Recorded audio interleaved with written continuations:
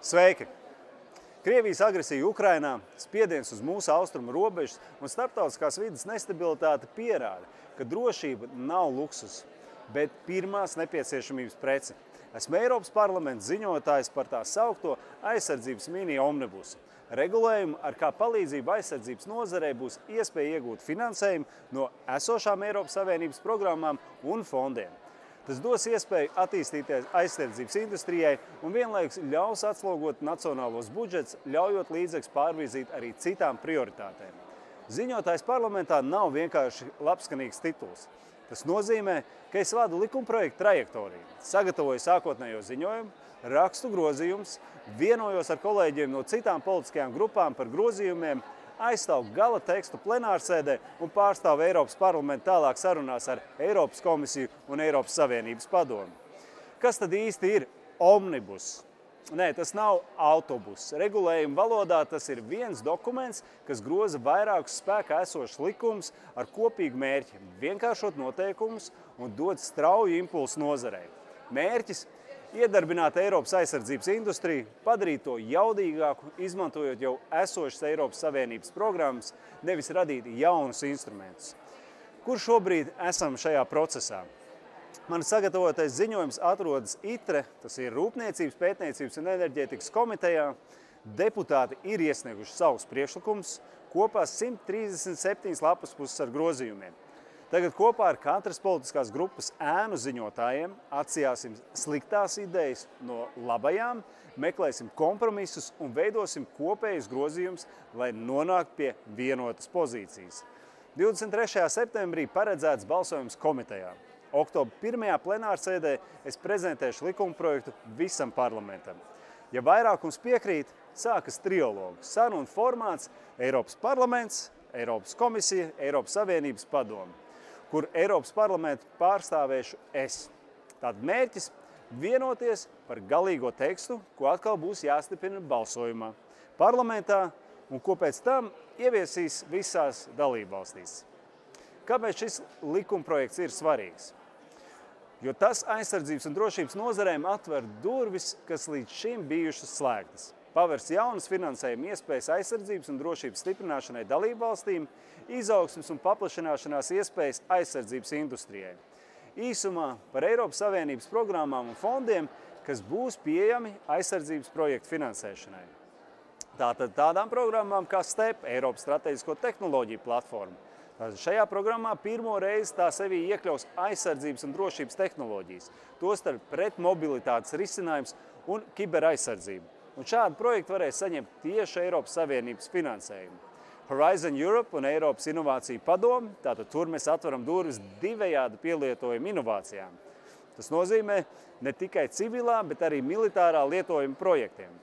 Vienlaikus tāpēc arī ieviešam stingrākus drošības filtrus. Finansējums tikai Eiropas Savienības dalībvalstīm un uzticamiem NATO vai Eiropas ekonomiskās zonas partneriem. Krievijas vai Ķīnas kapitālam paldies, nē. Eiropas aizsardzības fonds – vēl viena programma. Dalībvalstis drīkstēs brīvprātīgi pārvietot neiztērētos kohēzijas līdzekļus izlietošanai aizsardzības vajadzībām caur Eiropas aizsardzības fonda projektiem ar finansējumu 100% apmērā. Nākamā programma, kurā varam vaļā un papildinam digitālā Eiropas programma. Piešķiram resursus kiberdrošībai un mākslīgajam intelektam.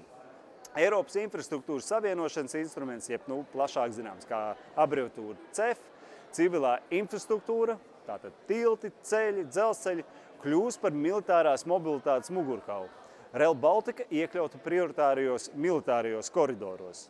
Priekšfinansējumu piedāvāja palielināt no 30%, kā to piedāvā Eiropas komisija, uz 40%. Mani grozījumi iekļauj tvērumā arī enerģētikas infrastruktūru, tās drošību un pretmobilitātes risinājums. Kohēzijas fondi un atvesaļošanās un noturības mehānisms RRF, tātad Covid pandēmijas ekonomisko seku novēršanas radīts mehānisms. Šajā programmā tātad valstis varēs brīvprātīgi novirzīt līdz pat 100% atlikušā finansējuma aizsardzības vajadzībām. Latvija līdz šim ir iztērējusi vai apguvusi, teiksim tā, tikai 6% kohēzijas naudas. Tāpēc te ir liels potenciāls. Plus Mans grozījums par stingru uzraudzību finansējumu piešķiršanā. Jāatklāj patiesie labumu guvēji. Jāveic AML, tas ir noziedzīgi iegūt līdzekļu naudas atmazgāšanas pārbaudas. Viss, kas saistās ar aizsardzību, pieprasa papildu drošības filtrus. Tas ir mūsu pašu interesēs. Tātad labākais scenārijs. Likumprojekta saturs ir skaidrs, neizplūdīs un būs ļoti precīzs, nav izšķīdināts ar birokrātiju un šauru lobiju vēlmju sarakstu. Rezultāts – reāls finansējums aizsardzībai, kritiskajai infrastruktūrai un inovācijām, kas mūs var aizsargāt. Sliktais scenārijs – ļausim zaļajām dzeguzēm un Kremlim draudzīgiem lobijiem pārpludināt tekstu ar ideoloģiskiem, utopiskiem zaļo tanku priekšlikumiem un sociālajām labklājības kritērijiem. Omnibus pārvērtīsies par papīru kaudzi, no kura praktiski nekāda labuma nebūs. Tas nav ļoti ticami, bet šī riska dēļ roka jātur uz pulsa nepārtraukti. Tad ko Latvijai jādara jau šodien? Pirmais darbs – jāpārskata neiztērautos kohēzijas, neapgūtos un neinvestētos kohēzijas un atveseļošanās noturības mehānismu līdzekļus un jāiezīmē to aizsardzības projektiem. Tas jādara nākamā budžeta plānošanas laikā. Tas ir tagad, jo viss šis mini omnibus attiecinās tikai uz šo finanšu plānošanas periodu. Tas ir līdz 2027. gada beigām. Tātad jāizveido vienas pieturas kontaktpunkta aizsardzības industrijas uzņēmumiem, lai palīdzētu tiem piesaistīt partnerus un finansējumu. Atrunas par procesiem un izvērtējumiem šoreiz nederēs. Drošība ir prioritāte, un šis ir finansiāli gudrs veids, kā to stiprināt. Un par tiem manis pieminētajiem trilogiem. Eiropas Savienības padomes pusē pie stūres būs Dānijai, tātad stūrēs tagad tikko ir pārņēmusi prezidentūra, valsts, kas ir konsekventi atbalsta Ukrainu. Un drošības un aizsardzības jautājumos pārstāv tās pašas pozīcijas un uzskats, ko Baltijas valstis, Polija, Somija un citi mūsu tuvie partneri, kas apzinās šodien drošības situāciju un reālos riskus. Tas dod cerību uz spēcīgu kompromisu, nevis atšķaidītu versiju bez pievienotās vērtības. Noslēgumā mini omnibus tiešām nav teorija. Tas ir reāls instruments, kas ļauj kāpināt Eiropas un Latvijas aizsardzības jaudu. Strādāju, lai šeit Briselē topošais regulējums būtu mērķēts, precīzs un ar praktisku vērtību. Tas, vai Latvijā spēsim izmantot šīs iespējas, tas atkarīgs no valdības spējas rīkoties ātri un pieņemt vajadzīgos lēmumus. Paldies par jūsu uzmanību un turpināšu ziņot, kad nonāksim nākamajā pieturas punktā.